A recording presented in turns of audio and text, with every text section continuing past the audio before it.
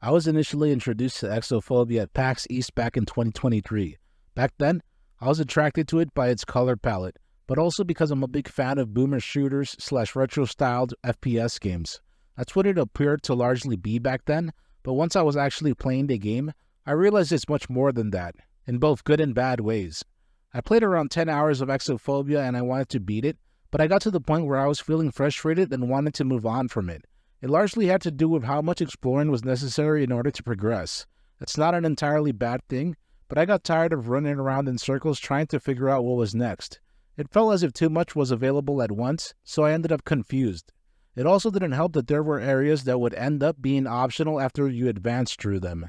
That reminded me of Doom 64, the idea being that areas were so big that you would end up lost and wasting time. Like I just mentioned, it's a double-edged sword. It's nice being able to play through a game and realize that there's more to it beneath the surface level, but at the same time, there's a point where it comes off as too much.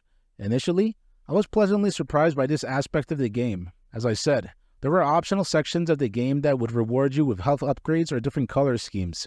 I tried them out at least once, but I preferred sticking to the original color scheme. At first, this came off as simply having more content to play and enjoy, but after a while, it started to work against me. As I've been saying, Exophobia has a massive map. What's worth noting is that at first, it doesn't seem like that. You can open up your map and see the immediate area, but the more you progress through Exophobia, you realize that there's more to it besides floors 1 to 4. This eventually led to confusion. From what I experienced, there are 4 floors, but there are different sections to each one that are accessed via different elevators, so they're all 1 to 4, but in reality, there's 1A, 1B, 1C, and so on. This could have been made clearer and avoided some of the frustration that I ended up dealing with.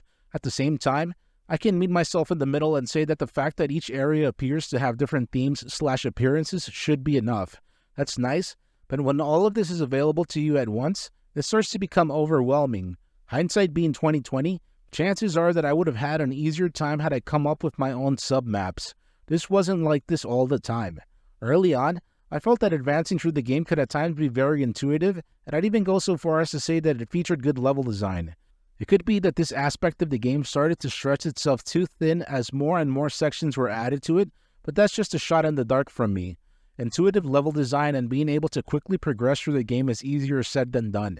This also stood out to me because at times the specifically themed areas worked against themselves. What I mean is that sometimes things started to look too similar to one another. The map and the design of the areas helped with that, but the reality of the situation was that I wasn't able to use the map as freely as I would have liked. It's because the map needed to be recharged in order to be used. I can see why that decision would be made. It likely has to do with the idea of having to rely on your own sense of direction, but also to get lost in the game / what you're doing, both literally and figuratively. The fact that I was able to get through a decent chunk of the game, it means that this system worked, but like I've been saying, I got to the point where rather than adding to my enjoyment of Exophobia, it took away from it. Having to recharge the map added to the game in more ways than one. Not only did it make it so that I'd have to conserve the energy levels of the map, but I'd also have to go out of my way to find a save room in order to be able to recharge it. It's like being caught in a loop where in order to do one thing, you had to do the other. Sometimes it was easy to intuitively figure out where the save room was in order to charge the map and keep advancing, but at other times I struggled to make that happen. It helped that there were markers in the levels that let you know where the save room was and if you were nearby, but I can't fully confirm that last one. I can see why Exophobia would approach its map system in such a way. It's the middle point between having a map and having no map. I'm sure that there are a lot of games out there that share a similar system when it comes to the use of a map, but I haven't encountered many that go about doing this. I could see the system being handled more effectively with a game that didn't feature such large and open-ended areas. At the end of the day, it could just be that it wasn't for me, and that's okay.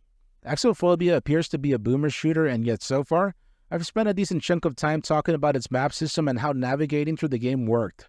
If anything, that goes to show that Exophobia is more than just a boomer shooter.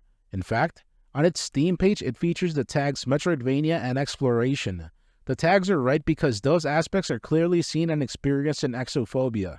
Having discussed so much in regards to exploring Exophobia, it's worth going into its use of Metroidvania elements.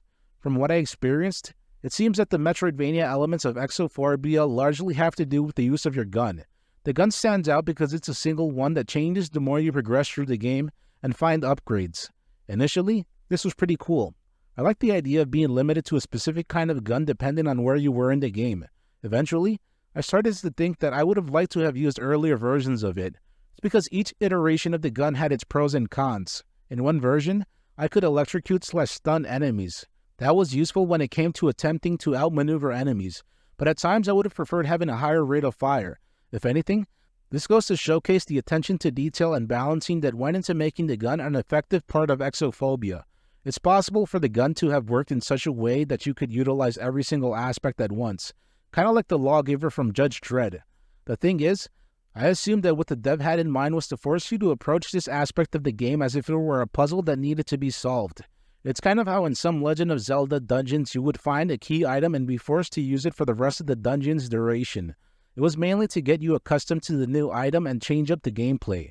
It could be that I'm just overthinking this and that wasn't the mentality that went into making the gun the way that it is. Either way, there definitely were pros and cons for how the gun was utilized.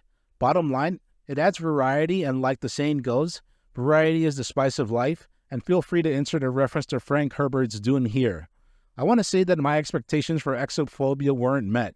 While that's true, it could be that I just pigeonholed it as a result of seeing it in what was likely a very early stage of the game. I'm the kind of player that knows what they like, so when I find something that I enjoy, I know how to go about getting what I want. The fact that I played Exophobia for 10 hours says a lot about the kind of game that it is, but from what I mentioned in depth, it didn't stick the landing for me. It's possible that I would be happier with the game if it leaned more towards being a boomer shooter rather than trying to also bring in Metroidvania aspects into the mix. That's just me knowing what I'm into, but what may have held me back from fully enjoying Exophobia may be what motivates you to dive further into what it has to offer. At the end of the day, it's clear that a lot of time, effort, and attention to detail went into Exophobia. It's the kind of game where you get your money's worth, and that's not always the case.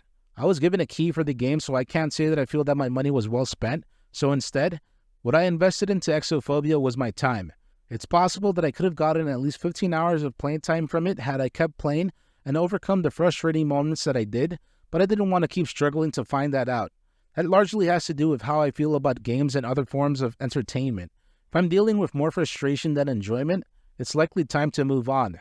I could see some saying that games wouldn't be fun if they weren't challenging, and while I largely agree with that idea, I want to face challenges where I feel that I'm making progress and not running around in circles wasting time.